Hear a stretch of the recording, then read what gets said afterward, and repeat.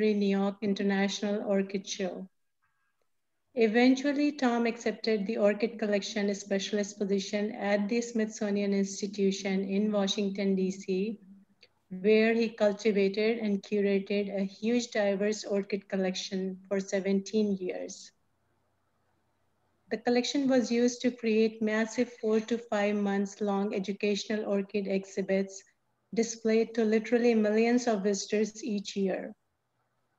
For 14 years, Tom has contributed to monthly columns for the Orchid magazine, the Bulletin of the American Orchid Society, and has developed an international following as a writer, a speaker, and advocate for orchid conservation around the world. He also co-authored the Book of Orchids with two scientists from Kew. Tom was a founding member of the North American Orchid Conservation Center and continues his support of orchids conservation there and around the world. In 2017, Tom took a major gamble and left the security of his job with the Smithsonian to take a leadership position at the Hawaii Tropical Botanical Garden. Please welcome Tom Miranda. Well, thank you, Shruti. It's great to be here. It's great to be back speaking to the Botanical Society of Washington yet again. I am very flattered to be asked to talk to you guys about some of my plant adventures. It's always wonderful to talk about the weird and wonderful plants around the world that I'm so lucky and so blessed to come across. Rosemary, cut that out. Okay. In any case, as a result of, I think, mostly from writing for Orchids magazine, I get a lot of really wonderful invitations to travel and to see amazing plants. Of course, all of that has been cut short due to COVID. I had so many trips planned for this year, and in fact, I was supposed to be speaking in Washington back in May, but of course, none of that could really happen. I'm hoping that that maybe in 2021 things can resume, and I can come and see all my good friends back in Washington again. But we'll see. I'm pretty happy here on the Big Island of Hawaii, where it's just the most unbelievable place to grow plants. Very, very exciting. They say that all of the USDA zones occur somewhere on this island. So conceivably, you could grow every kind of plant in the world here somehow. I know that's a naive thing to say, but I would love to encourage all of you to come and visit me here when things start opening up again. And I will happily take you around to see some amazing habitat and some unbelievable gardens that actually kind of put botanical gardens to shame, that people just have amazing things in their backyards here. But anyway, this talk is about a year ago. I had a wonderful invitation to by the Orchid Society of Kenya to come and judge their orchid show. And I am an orchid judge. I know that that's not, maybe that's not something to be proud of, but it does actually really give me a lot of opportunities to travel around the world for orchid events. And I can usually manage to give some talks and get out to a lot of field trips when I go on these things. So the Orchid Society of Kenya wanted to have me there to be their guest judge. And so who was I to say no? I basically had a free trip to Africa, all the way from Hawaii, just so that I could participate in their show judging. And I was going to be darned. I was going to go all the way to Africa and not visit a bunch of other places on the continent. So I made a lot of I made a few phone calls and emails and contacted some friends to see what I could arrange in addition to the trip to Nairobi. And that's what you're going to see is more or less the result of that. I ended up spending an entire month, the entire month of October, on Mauritius and on the continent itself. And for me, it was one of the most astounding and unforgettable experiences of my life. So I sit back and relax, and I'll show you some really amazing places with flora that hopefully will really make you envious and want to go to these places too. Now, I will say that I have reached the age where not everything sticks in my head. So there's going to be a few very interesting plants that I cannot remember the names of. And normally I put them in my presentation, and I had looked them up weeks ago. Unfortunately, I can't seem to find those notes right now. This may be an interactive talk, in that I know that you're all a bunch of botanical experts. So if there are any of you that are familiar with the Cape Floral Kingdom, I hope you'll pipe up when I flounder on certain names. So with that being said, let's have a look at the places I went to. This is, now when I found out I was going to be going to Africa, I had made some friends on the island of Mauritius many years before. They had contacted me about some wild orchids that they had found in their gardens. These are plants that just sort of volunteered in their gardens. They turned out to be actually true orchid weeds, and there are many. And so, we ended up making friends. I saw some of these people at conferences, and they told me, you know, if you're going to be in Africa, let us know in advance, and we'll get you out to Mauritius to give some talks. So so I knew it was going to be in Nairobi, and my friends in Mauritius were like, yeah, you know, come on over. We'll change the date of our orchid show so that you can be there for it, and you can be our guest lecturer. So this is just a view of what Mauritius is like. Mauritius is an incredibly beautiful island. They say that God created heaven after he created Mauritius, because Mauritius was his practice for creating heaven.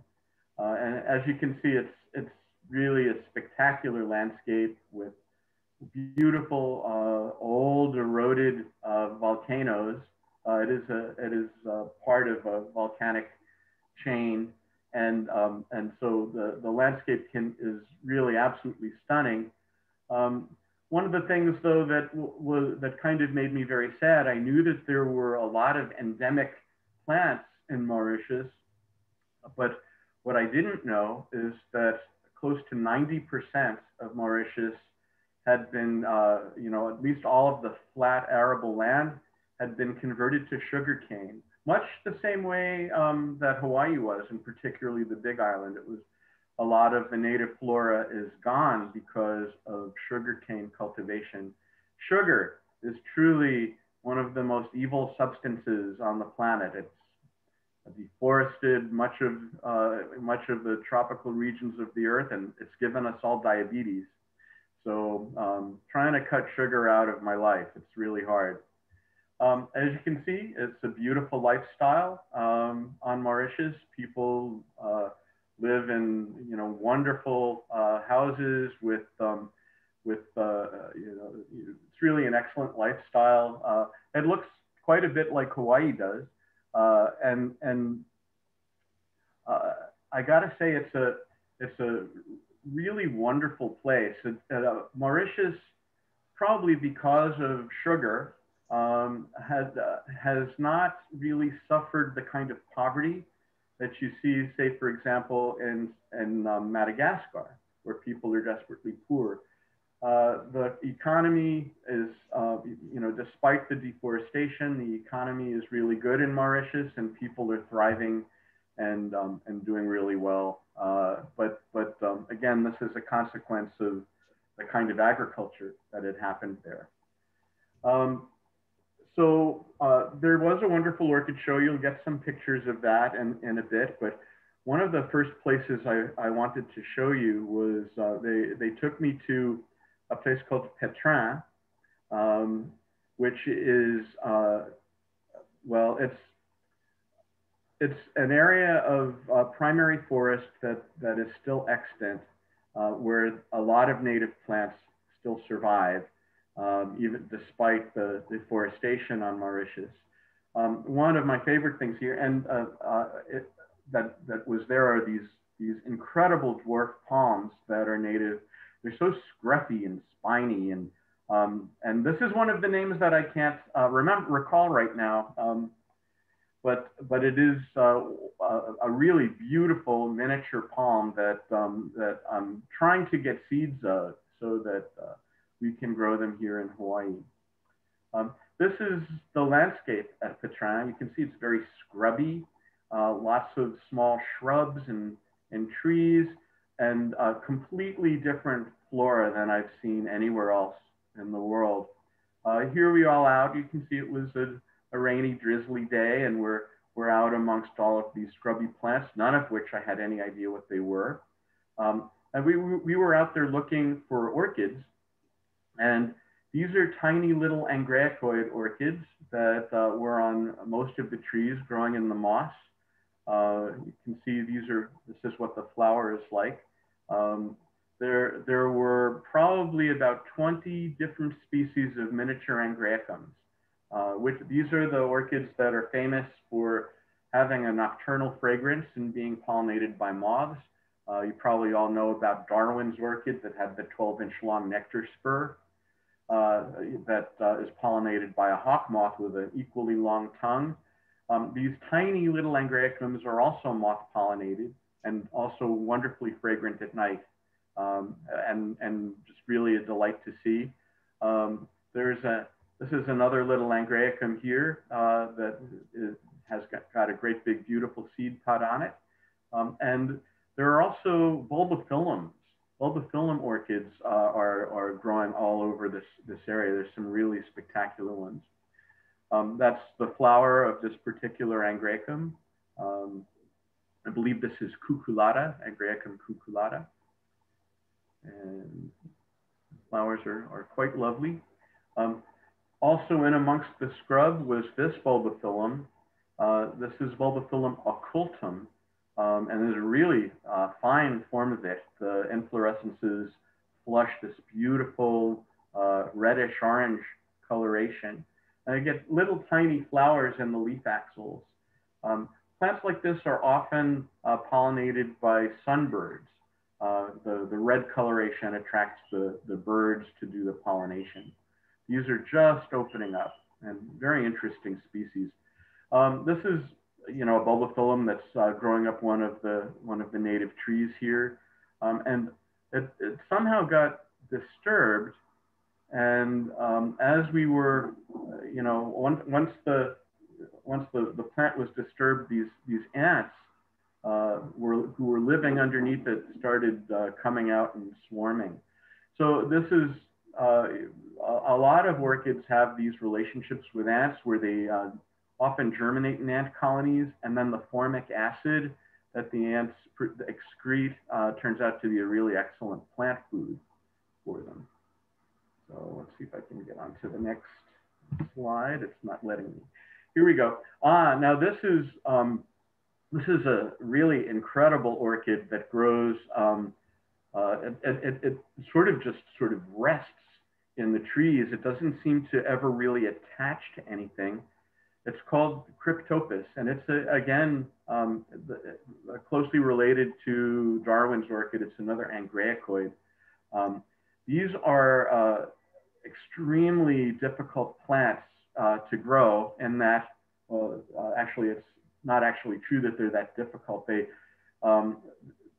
The mistake people make is that they try to grow them in a pot or even in a basket with bark.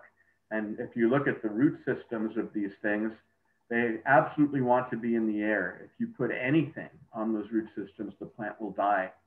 So I have a couple of seedlings of this, and I grow them on shade cloth with absolutely no bark or any kind of medium around the roots whatsoever. And they love that. That's what they want. Here, you look at the roots all extending out into the air. This is the national orchid of Mauritius, and that's what the flower looks like. They're absolutely spectacular little plant. It's actually even the logo for the Orchid Society of Mauritius, this plant. So this is Pétrin. Again, we were walking through looking for the native plants that were there. And I'll just point out to the right, this is unprotected land. To the left, this is the protected area where they work really, really hard to keep all of these invasive species that are literally right across the road out. They go in there and they weed for these ironwood trees and various ferns that are foreign that end up going over to the other side.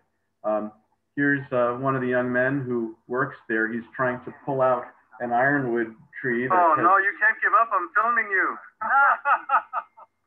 He's working so hard, trying to get rid of the weeds.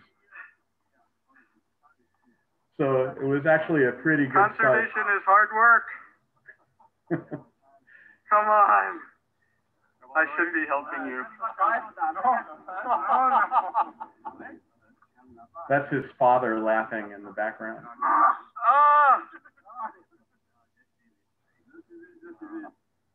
So just to taunt poor Louis, his name is Louis, a little more.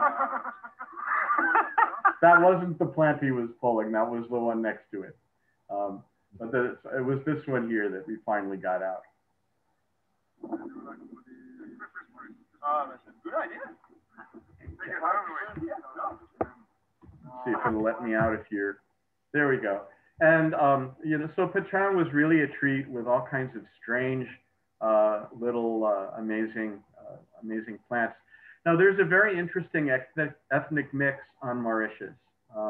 There's a large population of people from India that came over actually to work the sugarcane plantations, but have a wonderful culture all their own. Of course, Mauritius is also French and English and Creole cultures have settled there and mixed, and everyone gets along really, really well. But this was just outside of Pétrin. We stopped and had samosas and all kinds of wonderful Indian food. And of course, we had some visitors that were looking for a handout. They tell us not to encourage this sort of thing, but they were all hanging out. It was hard not to want to give them something. So this is part of the orchid show here in Mauritius. You can see there's it's a typical orchid show, but with some really amazingly grown plants and really, really lovely people. This was in an old historic building, an old federal building that they have this wonderful room for these kinds of events. This was one of the champions of the show. It's an Ionopsis. It's actually a very difficult orchid to grow, but in Mauritius, it turns into a big specimen. There's a gigantic Cattleya down here. You don't even realize how big that is. That was probably about 3 or 4 feet tall. Some other wonderful orchids that were in the show is Trichoglottis fusilla. And some other, the folks from Pétrin were there, and they displayed a bunch of very, very rare plants and endangered species that they have propagated and are reintroducing to the areas like the Petran Reserve. This one in particular really interested me. I never got to see the flowers, but it's a very, very rare thais, and where the flowers apparently have red lips. So it was about 2 weeks away from blooming, but they still brought it to the show because it's such a rarity. There's hardly any of them left in the wild, and it's good that they're propagating them. This is just to give you an idea of a garden on Mauritius. You can see that everything's growing outside, all kinds of bromeliads and plants from other parts of the world. This is a very, very nice lady, Patricia de Robillard, French lady, who was very, very happy to show off her plants. She's one of the main members of the Orchid Society. Her garden was just really a treat.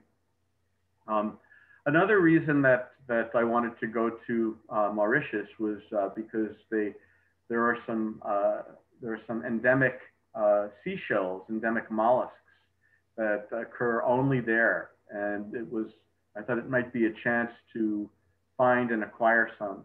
But even on Mauritius, they want about $5,000 for one of these Harpa costata, one of the rarest shells in the world.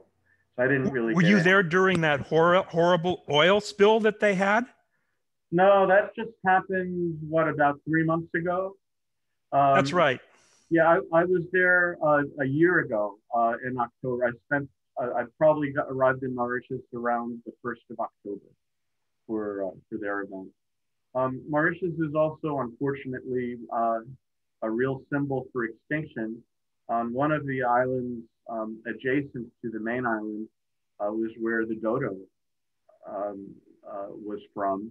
And, the dodos were considered to be this ugly bird that that wasn't very good to eat.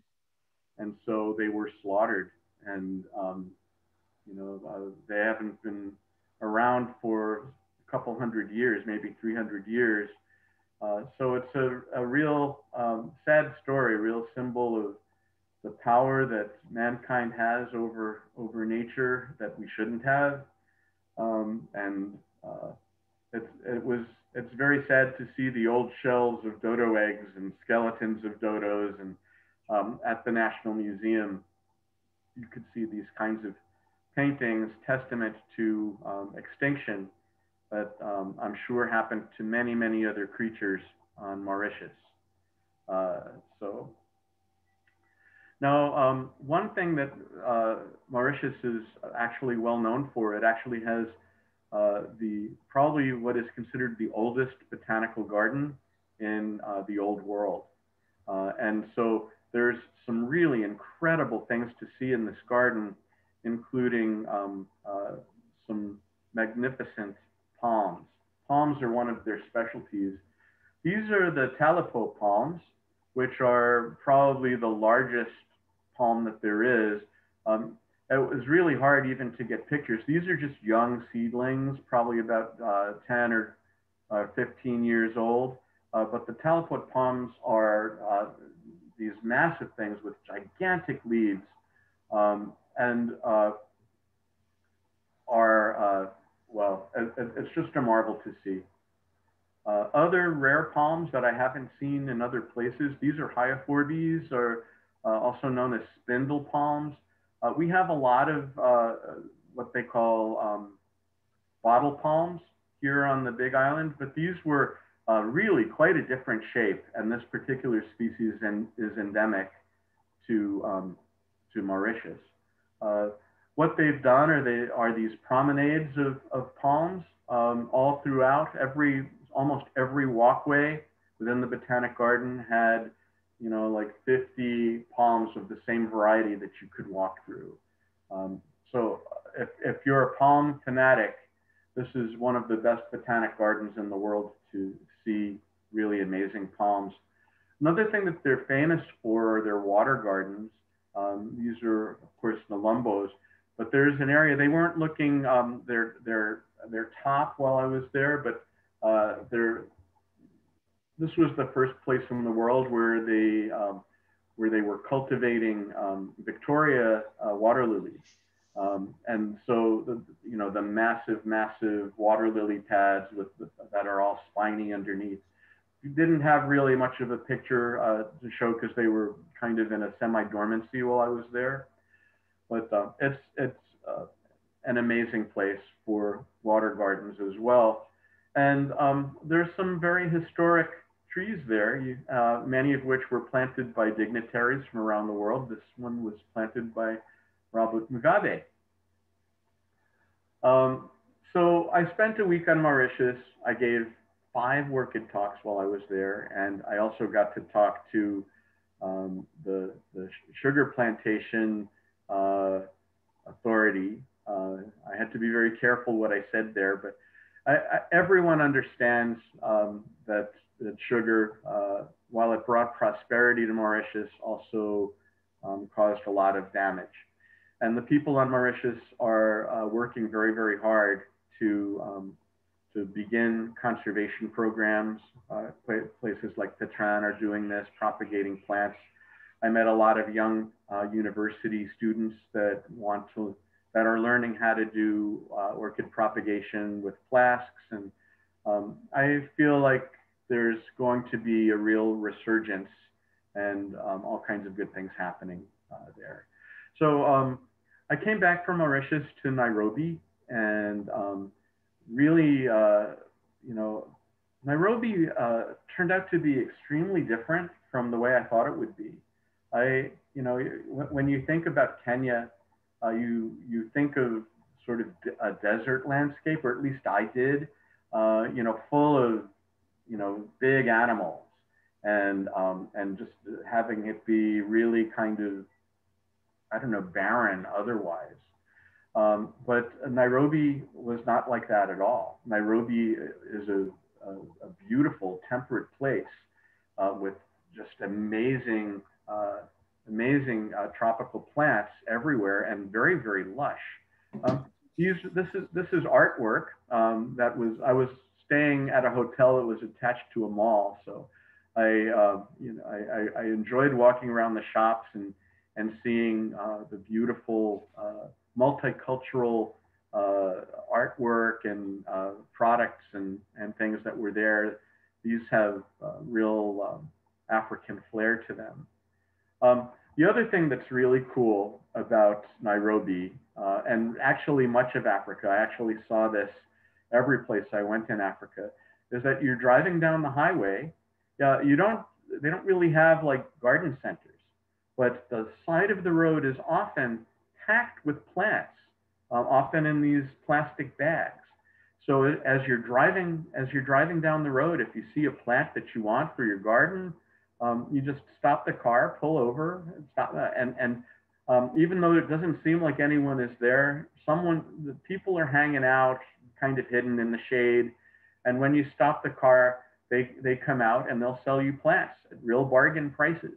So the entire roadways are absolutely full of plant vendors and people selling garden furniture and ironworks. And it was really kind of cool to see, how much people were enjoying the plants. Now, again, I was invited by the Orchid Society to come to this, to their event, and one of the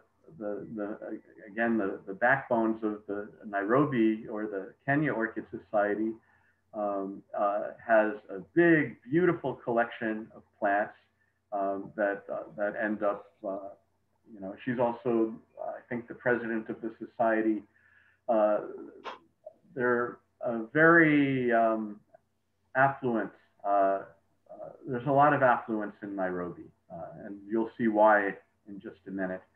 And this is part of her orchid collection, which I got to see. This was one of the plants that eventually went into the orchid show. It's a gigantic specimen of a plant called Arpaphyllum giganteum, which is native to Central America. Very, very weird plant, very weird orchid that seems to be in its own clade. It's very different from every other kind of orchid. And so it was nice to see these big specimens. You can see it's got these rather small flowers, but they kind of look like candlesticks. They also refer to this as the hyacinth orchid. And then, you know, that plant again is from Central America, but this one on the right is an Angræcoid plant that's native to Kenya. And I'd seen tiny seedlings of this plant for sale at orchid nurseries, but I had no idea how spectacular they could be when they grow up. So this is an actual native plant from Kenya that unfortunately has been mostly poached out of the wild. And there's just a few plants that remain on cliffs usually over streams, which is where they like to grow. We got to see some of those old plants. This particular plant is in her garden, and there it is absolutely an incredible full bloom for us that night. We were invited to her house for a big soiree, a big party in advance. All the people that had worked very hard on the orchid show were invited to this, and here you can see me indulging in some sushi, and again, it's a very cosmopolitan place. A lot of wealth and a lot of happy people, and I'm sure the opposite as well. Here in the garden is a rickrack cactus that's gone absolutely crazy, almost a thicket of it. Now, this particular couple that owns this house and this collection, they own a business of cut flowers. Now, when I think of roses as cut flowers, I think of Colombia. I think of, you know, other really temperate places with eternal spring type weather conditions. But Nairobi is like that. And here you see part of their cut flower operation. And this is, you know, they produce, I don't know, 50,000 stems of roses every day that get shipped out from there. These are some of their houses where they grow the cut flowers of many, many different kinds. And it's an incredible operation. You can see these screen houses are meant to keep out insects and still let air flow through. And it works really quite well. You can see just there's, you know, they're also, they keep a lot of people employed in this cut flower business that they have. Let's see if we can get this to go. These are Eustoma, or they call this, I think, prairie gentian, but it's, these are beautiful cut flower varieties that they're producing by, you know, this is one of their sidelines. They make mostly roses. Here you can see Gerber daisies being cultivated for cut flower as well. Many, many different color forms. And again, these people, can you imagine, they felt that they needed to convince me to come on this free trip to Nairobi, to Africa. And so they said, well, you know, if you come, to make the deal a little sweeter, we'll send you on safari. Now, I gotta say that, you know, I went to South Africa for a World Orchid Conference several years before, and we kind of made it a big tour where several of us that were orchid judges went together. And they all wanted to go on safari at the time. And I'm like, I'm going there to see plants. I don't care about elephants and zebras. Well, they dragged me kicking and screaming to go on safari. And I gotta say, it was it was like the greatest thing I ever did, going on safari in South Africa. That was in South Africa. So when they offered to send me on safari again on this trip, who was I to say no? So they got me on this little tiny plane, and we flew to a place called the Masai Mara Reserve. It turns out that one of my hosts owns one of the, probably the finest tourist lodge adjacent to the Masai Mara. So it was just an astonishing place to go. Now, again, this is what I think of when I think of what Kenya is like, sort of a kind of a barren landscape. Any vegetation that might grow is immediately grazed by huge herds of animals. These are wildebeest, and apparently I just missed by about 2 weeks the great migration of the wildebeest through the Masai Mara, where hundreds of thousands of wildebeest are coming through and just traversing the landscape. It's supposed to be one of the great wonders of the world. There are several resident wildebeest, and that's what you're seeing here. So there are vast herds of these things there, but it would be great to somehow time a visit to see the actual great migration. And I think it's not completely predictable. So you have to just sort of luck out in order to see it. The Maasai are beautiful, earnest, very, very sweet people. And there's a Maasai village there where they come and they greet you when you arrive.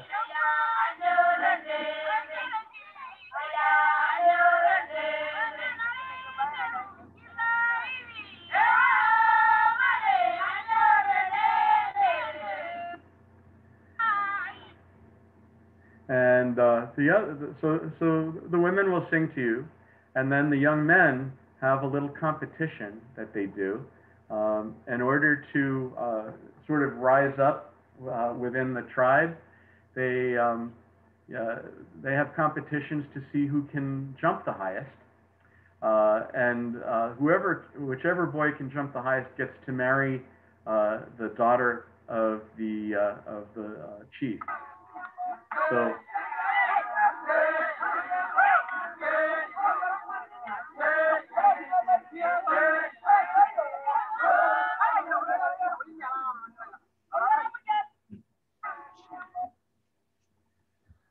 in a way, though, the Maasai are really, really interesting. They live in this large circular area, which is sort of has mud shacks made from actually the dung of their cows. They're not actually cows, they're like steers. It's hard to describe what they're like. They're different from the kinds of cows that we know. And the cows live inside this perimeter with them. They actually drink the blood of the cows. They drink the milk of the cows. And they use the dung to create their dwellings. And it can be a bit of a tourist trap too. They have all of these crafts that they make, which I bought a few Christmas presents here for a lot of friends. It was really lovely. And I made some friends that still contact me on Facebook and over WhatsApp fairly frequently. So, and this fellow, this is a guy named Peter. We kind of hit it off. We were becoming good friends. And so he's been sending me pictures of his mother. And I think maybe he wants me to be his father. What do you think? I haven't quite figured out why he's sending me pictures of his mom, but it's still very endearing. So just to show you pictures of the kinds of animals that are everywhere in the Masai Mara. It's one of the greatest safaris you can imagine. Plenty of zebras, giraffes. This is a water buffalo. You can see all the big five here, absolutely no problem. Now at the hotel or the lodge where I was staying, you can see it was a lot of honeymoon couples, and the driver would take us out every day. And so it was me, the driver, and 3 honeymoon couples. So it was very, very nice, but of course they were keeping to themselves pretty much. Here's a lake full of hippopotamuses. In fact, the lodge actually is surrounded by an oxbow lake, and which luckily was dry. when we were there. All the hippopotamuses had to sort of migrate to this other lake where they live. But if indeed the Oxbow Lake was full, the hippos would be in there, and you were forbidden to leave your cabin at night because hippos come out in the dark and can be extremely dangerous. It's really the most dangerous animal in Africa. And of course, they have to stay underwater because their skin is very sensitive. They'd sunburn badly if they're not submerged in water in the hot African sun. I know this was supposed to be a plant talk, but and here are all these animals, but truly, it's a great thing to do while you're there to see some animals too. I mean, let's give a little equal time to the animals. Lions were there as well. Actually, the lion population was really thriving. You can see a bunch of cubs here nursing. The lions actually really do sleep most of the day, but they can be quite active. Here I am with the honeymoon couples taking selfies. So we stopped. They don't like you to get out of the van or out of the Jeep because there might be a hungry animal around. But every once in a while we would get out for lunch, and I would go snooping around to see what sorts of plants hadn't been grazed to death. And I found lots of interesting plants here, including this lovely polygala and some sort of bulb plant, probably a crinum of some kind. But there's many, many genera of plants that are like this that just make an inflorescence, and the leaves come up at a different time of year in the rainier season. So there's a tremendous array of flora in Africa to be seen, and it's just such a great adventure to be able to see these amazing animals. So this is the Orchid Show in Nairobi, and they had a really interesting theme for the Orchid Show, which was vintage. So a lot of the exhibits, not only were they displaying their orchid plants, they were displaying their antiques that they had. You had everything from old records to different bottles of alcohol, and this is a vintage car that they filled up with orchids. So it was a really fun event, but for me, the best thing was to see the collections of African plants, African orchids, that you generally never get to see anywhere else. This is another relative of Van Graecum called Tridactyly. These flowers are really small. There may be half an inch in length, but you can see they're really ornate, and it gets a lot of flowers at once. Very, very unusual and rare, grown into big specimens. Another tiny Angræcum relative, this is called Angræcopsis. And here's a Certorchis.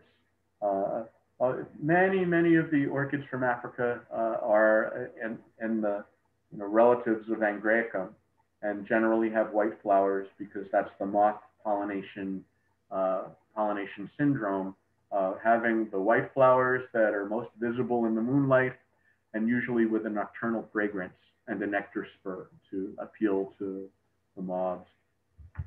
Here's a few other interesting plants that were in the show. This is a Polystachya paniculata, another African native species that we don't get to see very much. This is actually a rare color form of it. This was one of the grand champions of the show. This is Phaeus. Or one of the Madagascan Phaeus that are actually in a separate genus called Gastrorchis. So it's very nice to see that. That's another plant that we never get to see. And someone made these wonderful sort of hanging totems of nobile dendrobiums. Nobile dendrobiums are from Southeast Asia, and actually they grow really, really well here on the Big Island. People just plant them in their trees, and the trees get encrusted with them. But this was a really great idea for displaying these plants. Now, again, it's not an African plant, but what a spectacle. My hosts love plants, obviously. This is the same couple that own that lodge at Masai Mara. And this is their patio where I got to stay for a few days. Not on the patio, and they had a separate apartment where I could be. But you can see it's full of staghorn ferns and aroids and heliconias. Just really a magical place to be. This is Kiran. She's the wife of this family, and this is their collection of whiskey bottles. So they have everything you can possibly imagine. Really, really lovely people, made me feel like a family member while I was there. It was just a completely beautiful, wonderful time. They also let me go on a couple other little adventures around Nairobi. There was an animal park where they sent me one day, where the young woman who was sort of running the place made me take a few photo ops, including with this alligator. It's a baby and it's got a rubber band wrapped around its snout, but it was kind of scary. There are also wonderful murals. This is of a young man being circumcised. He doesn't seem to be enjoying that very much. Let's see what else we have. Okay, I guess we're leaving Nairobi, and I was invited to another orchid event in South Africa, near a place that you probably know. It's very near Kruger National Park. And so my friends that were there before me, they rented a cabin in this really wild place. It's called Leopard Tree Lodge. And so we had this cabin to ourselves, and I'm walking around the environment looking for plants, and I found this. This is a Eulophia, which is another terrestrial orchid, very succulent leaves on this plant, and big, beautiful yellow flowers. I'm told that this species in Southern California has become almost a problem, in that many Eulophias become orchid weeds when they're taken out of their natural habitat, because they seed themselves so well and the seeds seem to germinate everywhere. But these were just a few wild plants that were there, really lovely orchid. And this is an area kind of adjacent to the to where our cabin was. It had some extremely interesting plants.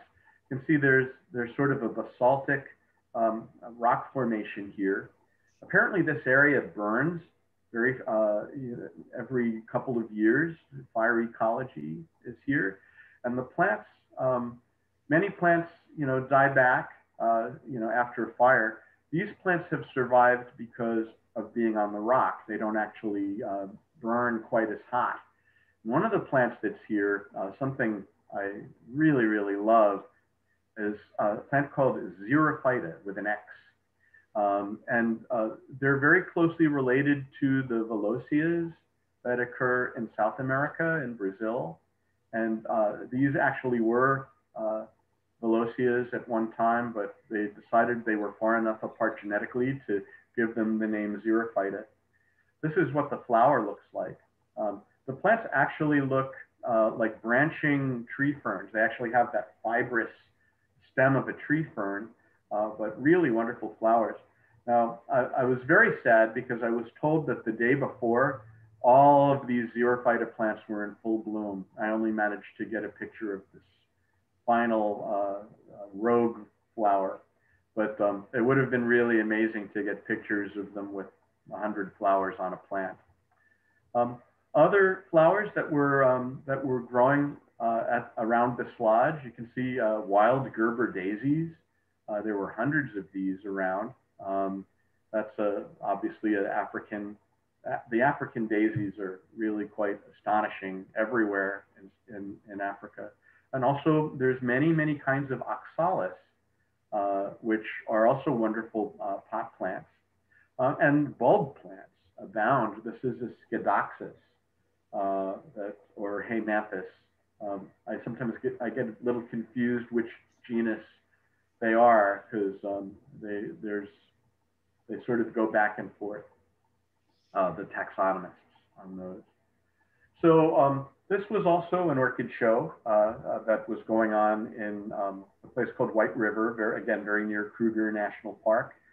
And some very rare orchids that had, I guess, been cultivated there in South Africa for I don't know, decades, were at this show. This is a plant from Mexico. It's Laelia speciosa.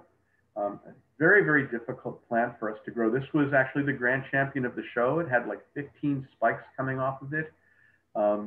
This is a really exceptionally beautiful thing that seems to love the conditions in South Africa. Many dendrobiums were displayed in this show. Dendrobium transparens is this one on the left. This is a really cool thing, Dendrobium senile. They call it that because it's got little white hairs all over the pseudobulbs. And this is Dendrobium pulchellum over on the right. Here's more African Angræcoid orchids. This is that Angræcum sesquipedale. This is the one with the very long nectar spur, the foot-long nectar spur. But there are so many species. This is Angræcum leonis, which occurs in, oops, let me go back. Occurs in several spots throughout Southern Africa and Madagascar. And one of my favorite types of Angræcoid orchids are the Erranges, which have long tendon spikes of starry, fragrant flowers. This was a really nice example of that. And there's also a lot of leafless orchids that occur. This is a plant called Microcelia that has no leaves, just roots and beautiful umbels of flowers. Here's a few more. There's a different kind of Polystachya here, and this pink one on the right are. And here's another Microcelia, another leafless orchid. All of these were on display in the orchid show. Almost all of them extremely rare plants, but these are plants that have been cultivated, obviously. So after the show at White River, I made I want to say it was a bad decision, but really it was fabulous. It was so incredible. I decided I would drive from Pietermaritzburg, which is kind of where I was staying with a very nice gentleman who teaches at the university. And I would drive all the way to Cape Town. And this route is also known as the garden route because there's so many different flowering plants and trees. So one of the great sights to see are the jacarandas, which are considered a weed tree there. The color is absolutely not coming through, unfortunately, on these slides, but it's a brilliant, like violet color, it's absolutely astonishing color, blue-violet flowers all over these trees. And to sort of complement them, all throughout the landscape, there were also grevilleas that have these orange flowers. So driving, throughout Southern Africa in the month of October, you will see just this incredible show of flowering trees of many, many different colors. But the violet blue of the jacaranda and the orange grevilleas makes for such a wonderful, and these are big trees. These aren't little shrublets. They're 50 feet, 60 feet tall trees covered with blooms. Some interesting things that when you just get out of the car anywhere, you find amazing plants. Here's a little helichrysum. Helichrysum seems to be a very common, or there's many, many species of Helichrysum throughout Southern Africa. We often refer to these as everlastings because you cut the flowers and they dry really nice, and they seem to keep their form really well. This is a really weird a gladiolus. This was a tiny thing. It was only maybe 8 inches tall and had these beautiful brown flowers with yellow nectar guides in them that smelled like mint. It was really an astonishing little plant. I believe this one is Gladiolus speciosa. And then this is a really wacky thing. These are bulb plants. You can see where this plant was growing, it burned. All the old foliage has burned away. You can see that it's all charred, but they don't seem to mind that. It's part of the burn ecology. These, I don't know if I'm pronouncing this correctly. They call this boophone, B-O-O-P-H-O-N-E. And they get a beautiful umbel of flowers. They're in the Amaryllidaceae, but it's just really wonderful to see them in the wild. There were several growing in some rocks, and I think this one might have been growing a bit out in a rock crevice. And that's how, again, they survived being burnt to a crisp. This particular spot, we were out walking around in, on a mountainside, and we found a ravine that had some small shrubs on it, and growing in the shade of those shrubs were several tiny orchids. These are Mysticydiums. I don't think I saw any in bloom, but just look how the roots are inhabiting this corrugated bark and how much they love being there, mostly in the deep shade. That's what the flower looks like. They weren't in bloom when I was there, but I found a picture of the flower of this species, which is Mysticydium caprum. Really quite astonishing. Now, in Pietermaritzburg, I connected with, there were some people that I had traveled with in Australia in the past, and they introduced me to this friend of theirs that has a botanic garden associated with the University of KwaZulu. And so she's been collecting plants from all over the general area of Pietermaritzburg and KwaZulu. And now probably many of you have grown Ledeburias, but I've never seen so many different forms of them that are there. We all know like the one Ledeburia that has spots, but there's hundreds of them, and some of them have really fantastic inflorescences as well as wonderful leaf patterns. Cirripegias and other relatives of in the milkweed family have beautiful succulent forms there. That's not Stapelia,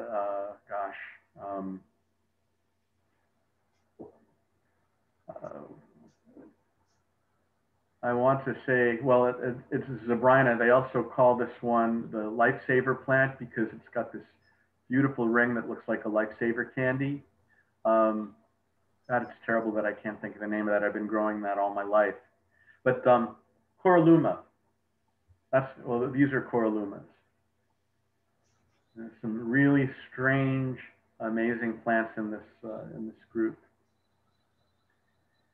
Many of which represented at the Botanic Garden associated with the University of KwaZulu. This is a nursery that's also in the White River area, run by a fellow named Lorenz Grobler. He operates a company called Afri Orchids, and he's cultivating from seed thousands and thousands of native orchids that you're all seeing here. These are Draculas from South America, but these are all little Angræcoid orchids that he's been propagating again from seed. They go on trips all throughout Africa, and everywhere they go, they find new species. And that's kind of the way it is, in deforested parts of the world. They're finding great orchids in drought seasonally dry forests as well as seasonally wet forests. So on the drive from Pietermaritzburg to Cape Town, I found quite a few interesting spots where a lot of really interesting plants were blooming. These are bugle lilies, or shame on me, Watsonias that were growing in this beautiful landscape. This part of South Africa is a landscape that they refer to as the Fynbos. That's F-Y-N-B-O-S. That's coastal areas where there's been just an incredible radiation of biodiversity in the flora. And so, you know, I was just there in October, but you go all these different times of year, you end up seeing incredible wildflowers. I happened to be there for Watsonias, which are extremely beautiful plants, very closely related to gladiolus in the iris family. I don't know why we don't grow these in our gardens because it's one of the showiest plants there are. Now, this is one of the plants that I cannot remember the name of, but it was growing in the same habitat as these, and the leaves looked like iris leaves, and it's clearly a monocot, but it has this wonderful snowy bloom around the flowers that cover the inflorescence. Really, here, actually, this is something else.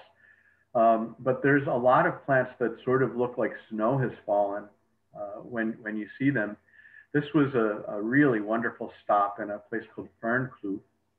And this is another everlasting, but it's not a helichrysum. It's a segregate genus called, oh gosh, it will come to me momentarily because I wrote this one down. Syncarpha. This is Syncarpha. Really, really beautiful thing to see. There's lots of mesembryanthemums and also amazing gazanias. The daisy family in Africa is just full of really fantastic things. So here I am on the coast, finally arriving in Cape Town. There's on the beach here, there were many Portuguese men of war, and it could be a little hazardous to walk around, but so incredibly scenic and amazing. This is one of the places I actually got to stay at cabins that are part of Kirstenbosch Botanic Garden. They actually will rent a cabin to botanical researchers for a very, very nominal price. And I was very comfortable there, and of course, got to go walk around the Botanic Garden every day that I was staying there. These are Welwitchias, which are this wonderful ancient plant from Namibia. These were planted about 20, 25 years ago. Literally, they put the seeds in this part of the Botanic Garden Conservatory, and they germinated and have been growing ever since. And it's quite a nice exhibit. There's about 50 or 60 of them there. This is an ancient Welwitchia stump that, you know, the plant is dead now, but it just goes to show how ancient these plants can be. They can live for thousands of years. Some other plants that were in the landscape. This is another plant in the iris family called Wachendorfia. Beautiful, amazing scapes of flowers on them. Another plant that I don't understand why we don't grow in our gardens. Here's another amaryllis. Again, the umbel of flowers literally just popping out of the ground. This one could be a Brunsvigia, but it was sort of opposite times of year. And it's very, very interesting, all the different things that grow there. Many of you probably grow this gesneriid. It's called Streptocarpella. Might have been lumped into Streptocarpus by now. But this is one of the wild forms that grows there. We have a blue form that people grow in hanging baskets. there are so many really fabulous plants that you really only come from South Africa. This is a gorgeous impatiens, also within the Botanic Garden grounds. Another plant that's really astonishing to see in person, we probably only get to see these as cut flowers, but this is Leptospermum, which is related to the proteas. Leptospermum is a fairly common shrub. A lot in my drive from Pietermaritzburg to Cape Town, I saw canyons where there were hundreds, maybe thousands of these plants in bloom. They turn into really large shrubs. But these are the ones that are grown at Kirstenbosch and are put on a really amazing show. The national flower of South Africa is this right here. This is the King Protea. It's a gigantic flower, maybe, I don't know, 10 inches across, maybe a foot across on a really happy one. These are really amazing plants to see in person. It's, you know, everyone likes a big flower or a big inflorescence. Some more interesting plants around Kirstenbosch. This is more Asteraceae. This was in their succulent house. I often ask orchid clubs what they think this is, and everyone thinks it's a vanda, but it's actually a gasteria. It's a succulent, really amazing thing. This is a kalanchoe that was growing wild. I was invited to go on a little walking trip through an area of fynbos habitat by a club. People love their wildflowers in South Africa. So there's a lot of people that like to go on nature walks to see flowers and birds. Well, anyway, this particular walk in Betty's Bay had this kalanchoe was growing everywhere. Really bright, sunny, gorgeous plant. This is a sedge that grows in the same habitat that really looks like a beautiful big starry flower. But it's just that right when it blooms, the sedge flushes yellow like this. This particular walk, again, through the fynbos habitat had so many really amazing plants. This is another irid called Tillandsia that, very, very fiery color. It was hard to get a decent shot of it because it just creates glare, but absolutely spectacular to see these things in the landscape.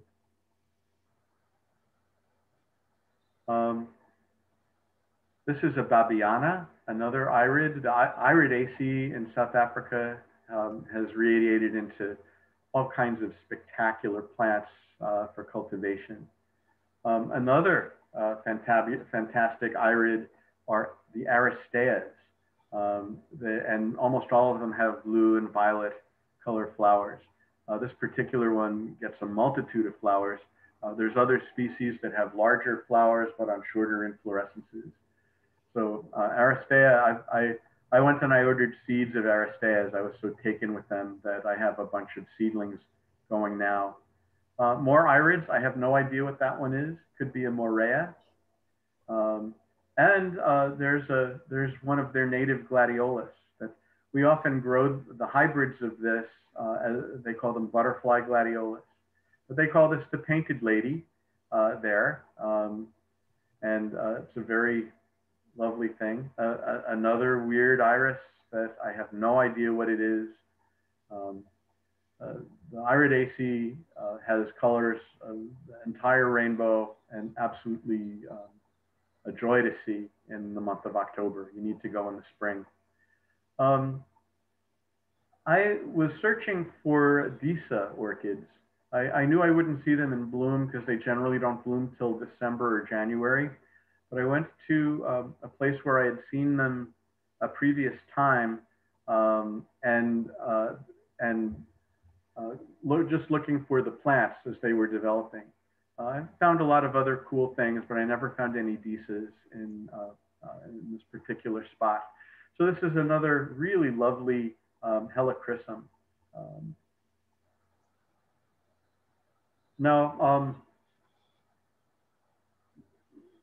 many of the higher rainfall areas of South Africa have all those lush flowers, at least seasonally, in the spring rainfall areas that I got to see in the month of October. But there are many places where it's very arid. And one of the places I visited was a garden called Little Karoo Botanic Garden. And it was really full of astonishing arid plants, including tree aloes, such as this one here. Aloes have really wonderful flowers as well. We look at this and we think, wow, that's a hummingbird flower, but in Africa, of course, it's all about sunbirds. There are also many pelargoniums, geraniums that were growing in these drier areas. I was very lucky to see pelargoniums blooming. There again is that Amacaris type thing. Now this looks like a bulb plant. You might think that's a Lachenalia, and there are Lachenalias that look exactly like this, but this is actually an erythrina. We know erythrinas as really large trees generally with these same kinds of flowers, but this is an herbaceous one. And they say that this, the underground rootstock of this can break like a tiller or a plow. They get a very extensive root system underground, and just, so it's again, quite a strange plant. Here's three other very interesting plants that I got to see in various spots. This again was at the Botanic Garden, but this is a native plant of South Africa called Rhodohypoxis. Fantastic little plant as a pot plant, and they have many different cultivars of this now, but it's a fabulous little bulb plant. This is Grewia, which turns into a fairly large shrub. People use this actually for bonsai. And I thought this was a really lovely little plant. I believe it's related to allium, called Gelatris, very fuzzy in fluorescence, and really fun to see them on our various nature walks. A few terrestrial orchids. Most of the orchids of South Africa, except for a couple species, are terrestrial. It gets quite cool, quite cold there. So these are orchids called Ceratandra that happened to be blooming while we were going around Betty's Bay. We found 3 different species of Ceratandra in bloom there. And this is probably my favorite orchid that we came across.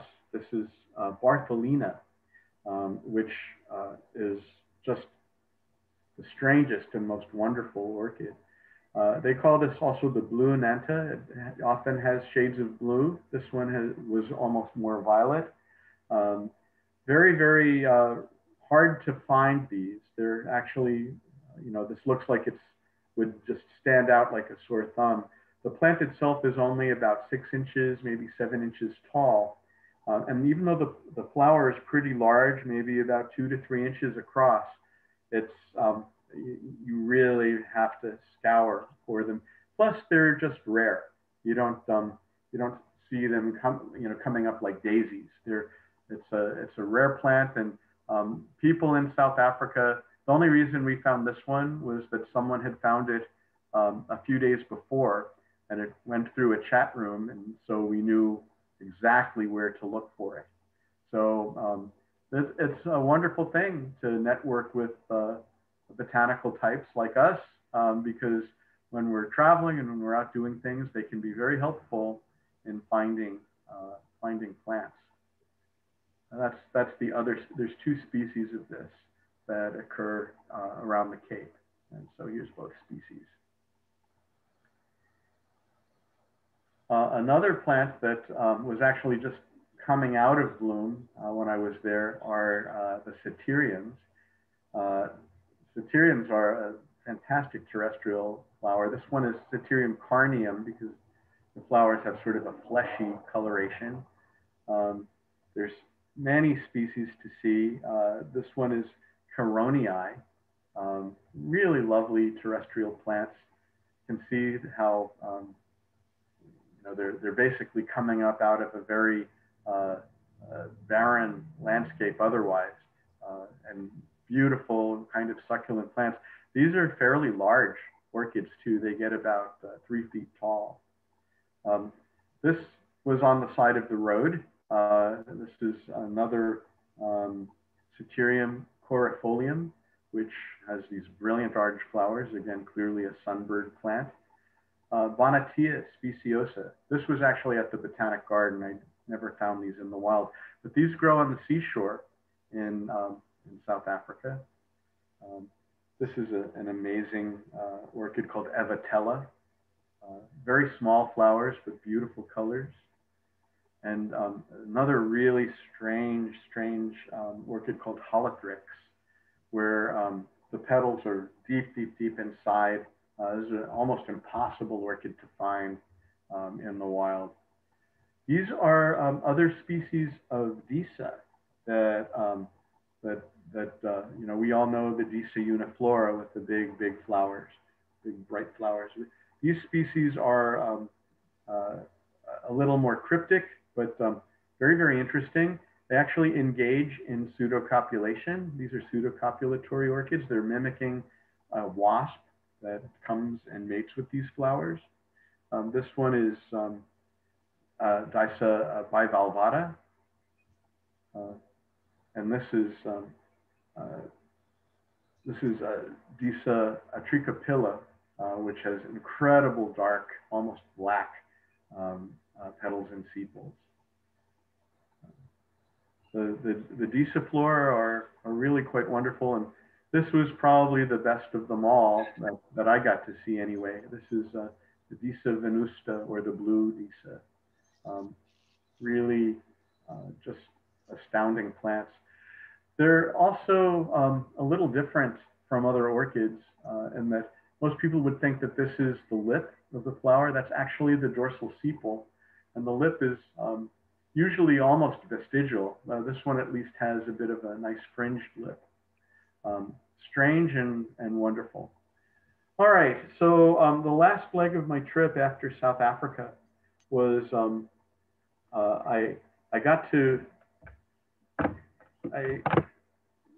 for various reasons, I had met the fellow that you see on the left. His name is Tariq Stavart. He works for Missouri Botanic Garden, but he's actually a Belgian guy that came to Central Africa to study the orchid flora here. He and another partner that's associated, another fellow from Belgium, have started an incredible network of orchid shade houses throughout Central Africa. And they have described so many new species. I was in charge of the grants of the American Orchid Society for orchid conservation research. And we've been supporting these guys for a couple of years with the things that they're doing in Central Africa. So anyway, that's Tariq Stavart. This is one small section of one of their orchid shade houses that are all species that none of us have ever seen anywhere. I had to go and see these things for myself. Not all of them are showy, like this bulbophyllum he has here, but every one of them is interesting. And so for the orchid enthusiasts, this particular shade house could take days to go through. Now, this is something I didn't get to see in person, but is something that it's absolutely on my bucket list to see. It's a Central African Erangis that does occur in Gabon, but we would have had to have driven about 10 hours to find the spot, and it wasn't in bloom the time of year that I was there. But someday I'll get to see this plant. Tiny little plant, gigantic moth-pollinated flowers that are probably about a foot long from top to bottom. It's really just I believe it's called Erangis gracillumum. You know, again, most of the Angræcoid flowers are white, but there are some that blush pink and orange, and different species have different situations or different colorations, and they're finding all these new species. This is another Angræcoid genus that they have decided through the DNA is different enough to give it its own genus. So it's now Afropectinaria, this plant. Fabulous little flowers. Now, in the place where where this orchid shade house network is, or this particular part of the orchid shade house, there are a couple of varieties of dwarf deer that are, you know, that forage there. These are not bred. These are natural species of tiny deer. This is maybe the size of I don't know, like a small dog, like a terrier or something. And they were just out and about, scurrying around, grazing on the lawn. So this is Tariq and a couple of his PhD students that work for him for this Shade House network through the program that they have with Missouri Botanic Garden. And we took a ferry across the channel in Gabon to go to a site that they were looking for particular orchid species. And in order to go, it's like a ticket. You spend about, I think, $80, and then you get the ferry ride back and forth, and you get a meal and a welcome drink. So as you can see, field work in Gabon can actually be pretty pleasant. So here we are enjoying our welcome drink, and we're about to, like, oh, and really delicious food as well. These are, I'm assuming that these are aquacultured shrimp. They were gigantic and very, very delicious. So here we are, we're arriving at the place. It's actually a bit of a resort. You know, we just got off of the ferry, and we're walking over to find things. In the landscape, there were these eulophias blooming. Nobody else even looked at these but me. They just thought it was, you know, it's just another one of those wild eulophias, who cares?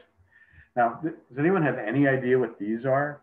This shocked me because I just didn't have a clue, but many of you know this plant, and you know, we were literally on the beach and these things were sprouting up. Those are Gloriosa lilies. Gloriosa, if you have ever grown that climbing lily that looks, or they also call them flame lilies, it was really, really amazing to see where they naturally grow. Here you go. That's what the flowers look like. So many of you may have bought these bulbs for your garden at one point or another. And in Washington, they do survive the winter. If you ever go to the National Arboretum, right when you enter the building, if you go in July, you know, the building where the water lilies are that surround it, there's a colony of these that survive there and climb up the grading that's there every year, and have survived there for a long, long time, even though it's not truly a hardy plant. Something about being right next to the building insulates them, and they survive. And they probably also go to seed. Some other weird things. This is a tiny, it's a tiny flowered orchid. It's actually a very large orchid called Diaphananthe, which means diaphanous flower. Terrible picture of it, but it's like veils of these small, white, fragrant flowers. Really neat. There's a strange caterpillar. I have no idea what it was. And here we found an African vanilla. This is Vanilla africana, in fact. This is adjacent to, this is a big forest that's literally right next to one of the orchid shade houses. And we were going there to look for all the wild species that would be around there. We did find this vanilla and a few other very interesting things, not in bloom, but it was still an incredible day. Now, this forest actually has wild miniature elephants that live there. They only come out at night, and so we didn't actually see any, but we did see evidence that they were there. It turns out these elephants are incredibly important to the seed propagation of plants in forests in Africa, and particularly this one. Apparently the seeds need to be eaten by an elephant and then digested and scarified before they'll germinate. So even though you don't want to step in this, it's really quite a wonderful thing to see that they're there. This is a little more rustic orchid shade house, but you can see that there's multitudes of species there. Very, very interesting orchids that maybe not everyone would want to grow, but are still interesting enough and important to preserve because deforestation is happening in so many places. Now, we did find a lot of rare orchids kind of high up in the trees in this particular habitat where that was adjacent to the hotel. This is, they tell me, is the most common orchid in the area. We didn't see it in bloom, but this is another orchid that's, that people love to cultivate. It's called Plectromynthus. And you can see it's a big, solid plant. Looks like a vanda, big, wonderful root systems going all the way around the trees, growing, you know, 5, 6, 7, 8 feet up the sides of the trees. The flowers are astonishing. I've grown this many times. The Smithsonian had a couple of really nice plants of this as well. It's called Plectromynthus, which is because of the nectar spur, which curls like a worm, like a ashell mint. And that's actually where the name comes from. Fantastic plant. Hope to see it in bloom there someday. So I think we're getting toward the end. Usually when I do a sunset shot, that means that the presentation's coming to an end. I really believe that Africa is, you know, it's considered a really exotic destination. It's in many ways underrepresented for botanical tours because, you know, people are going there to see elephants and zebras and giraffes. But the plants that can be seen there are really quite amazing. This is actually a display from the World Orchid Conference about 6 years ago when it was held in South Africa. These are all Satyriums that have been grown from seeds specifically for that. There's a little Bartholonia that was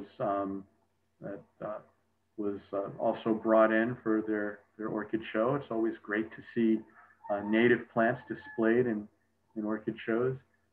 This was from that first safari I went to where we got to see rhinoceroses. This was our guide. He's holding up a gigantic piece of rhinoceros dung. Now you would think, why would anybody do that? Well, it doesn't smell. It's very dry. It's not gooey and disgusting. You know, he was proud to be able to show us what rhinoceros dung looks like.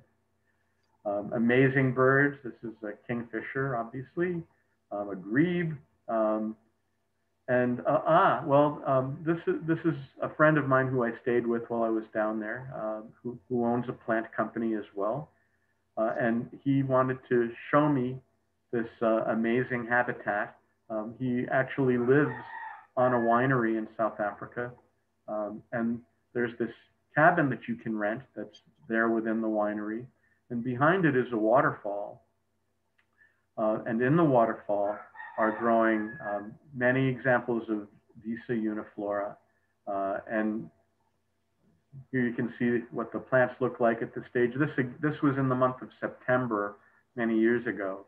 So they weren't in bloom. They don't bloom till December, but this is what the flowers are like. Really an amazing plant to grow. And people are getting much, much better at growing them now. There's actually a cut flower industry for these because they will last for over a month in a vase and can put on an incredible floral display when you time them exactly right. And again, they like wet feet. The real trick to growing them is actually to have running water as opposed to just keeping them wet. They need to have what they call an ebb and flow situation where you can flood them with water every day at a certain time, often refrigerated water because they really like cool water. They can handle the heat of the greenhouse, 90, 100 degrees, no problem, but they want their roots to be cool, and that's the secret to growing these vises. Just some other things from the Botanic Garden, various orchids. And oh, that's a Ferraria, that's another irid, incredibly fragrant. This again is Kirstenbosch, Botanic Garden with all the leucospermums in bloom. Leucospermums are pollinated by sunbirds. Very hard to get a good picture of a sunbird, but you get the idea. There you go. I think I must have stolen that off of someone else's website. I was planning to be there in August and September this past year, but of course, travel was pretty restricted then. Part of the reason to go that time of year, and maybe we can generate a trip together if any of you would like to go next August, is that it's the beginning of spring there and the landscape becomes painted with flowers, particularly a little north of South Africa in Namaqualand. These are bugle lilies by the hundreds that were there. This was actually in September when I went to the World Orchid Conference, and I visited. I happened to stop on the side of the road to take pictures of those bugle lilies when a couple of ladies came by to see what I was taking a picture of. And they said, you know, there's an orchid festival going on. We're going on our way to an orchid festival. I'm like, really? There's an orchid festival? Turns out there was a huge Cymbidium nursery that was just about a mile up the road. And they were having an orchid festival that day, which I attended. And I was really happy to have gone there because this was the parking area. This is where people parked to go to the this orchid nursery, and it was absolutely full of incredible bulb plants. This is Romulea. These are Sparaxis. And what about that? That's Gypsorrhiza radians. Again, just growing wild in the parking area. It's like, no, I'm not going to let anybody park around here. This is actually a wildflower reserve that they have adjacent to their property. So people weren't parking on top of these beautiful plants. But incredibly, I was the only one that was getting out and looking at them. Everyone was going in to see Cymbidiums. Can you imagine when you have this going on outside? Why would you even look at an orchid? Anyway, amazing, amazing flora in South Africa. So if anyone wants to come with me to see flowers in Namaqualand, hopefully next August or September, I am planning a trip. Hopefully we'll be able to travel and enjoy these incredible landscapes. Mostly daisies, mostly composites that you're seeing here. But I can't imagine a finer place to be in the month of August. And plus it's cool and delicious weather there. Who wants to come with me to South Africa? Nobody? You're muted. Anyway, that's it. I hope you enjoyed that and that it wasn't, I think I might have gone a little too long and I apologize for that, but hopefully I didn't put anybody to sleep. Are there questions?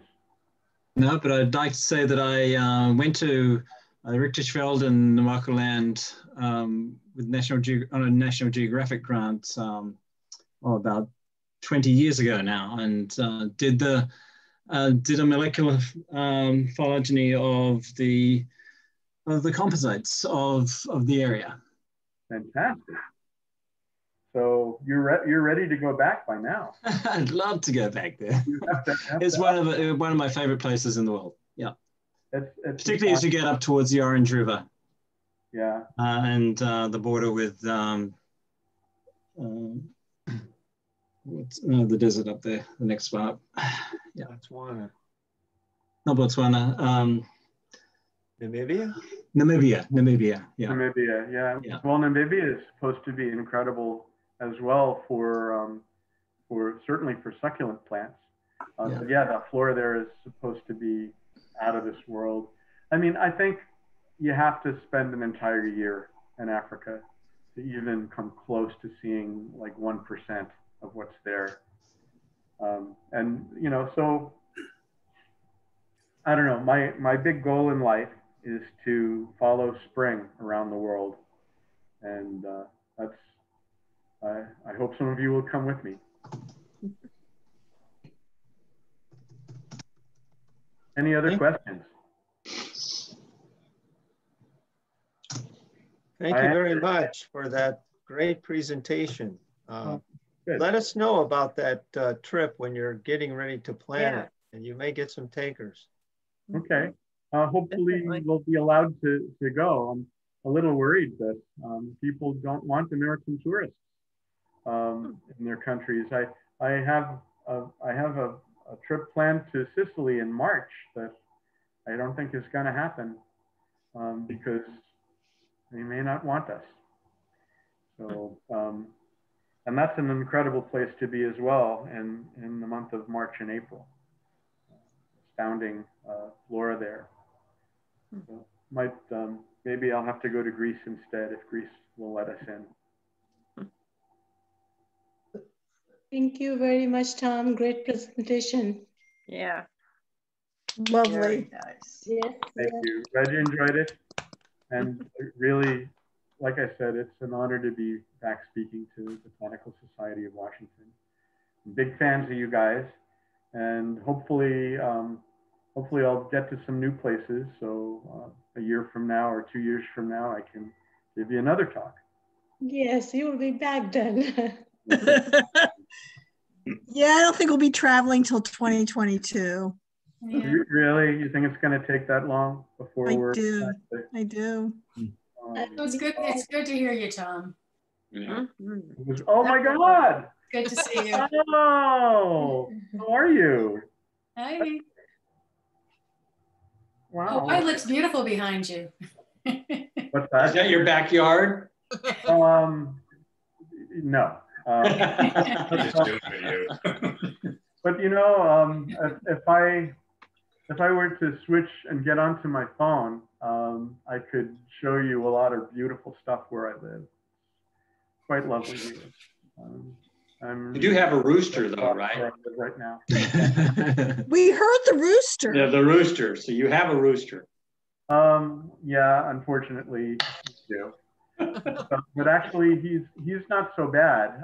I also have a cockatoo, and I've taken to having to bring the cockatoo in at night because otherwise she'll start screaming around 5 a.m.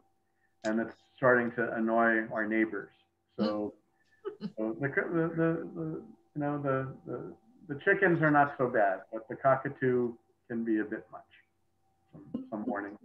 So she comes, I have a little perch set up for her next to my bed, and she hangs out with me till I rouse in the morning, and then I bring her out and feed her, and she's fine. But she gets scared and lonely at night all by herself. So I think she really likes to come in for the night. Is the airfare to Italy real cheap, inexpensive? You know, I haven't checked it out lately, but it wasn't bad from the East Coast. It's not bad at all. I think you can get a pretty good flight for maybe $500 or $600 round trip right now. Not as cheap as domestic travel. Your domestic flight is really cheap now. Is it really? I haven't been keeping up, but you know, I'm also inviting people to the Big Island. You know, we did have for a long time a 2-week quarantine required here, but now if you get a test before you get on the plane, and then another test when you arrive. You don't have to quarantine, except for, I think, a day. And then, you know, there's so much to see on this island botanically, and it'd be fun to take you guys around. So think about it. I'll, if a bunch of you want to come, I'll hire a van, and we'll just have a great time. Yay! Well, I'll be out there in March, April of 2022. My wife and I are retiring to Hawaii because we have a house there. Are you really? Yeah, we're on Oahu. On Oahu then. Okay. Well, Oahu's okay. Yeah, I know. We're just in Tall Mountain, Mauna Loa. We're just in Kailua, you know, just. Kailua is very nice. But I know. So you're so crowded on Oahu. You come to the Big Island. I know, but we'll be working all over the islands. Will you? Okay. Well, I want to hear all about that. So we'll sort it out when I get there. Yep. Definitely keep in touch. I'd love to know when you're here and maybe go on some trips with you. There are some amazing places on Oahu and certainly Kauai. Not to mention the Big Island. So yeah, I lived there for 10 years. I sort of know it. You know all about it. Okay. Well, great. It'll be very nice to have you in the state.